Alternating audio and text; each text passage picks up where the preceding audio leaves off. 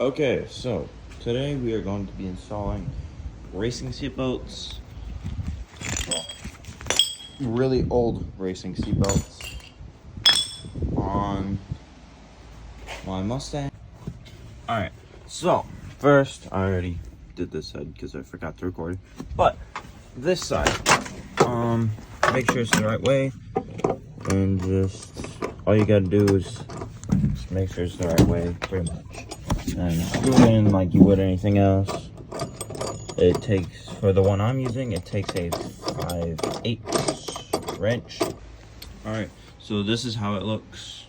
I'm gonna sit in it and buckle the seatbelt up to make sure it's proper and done properly.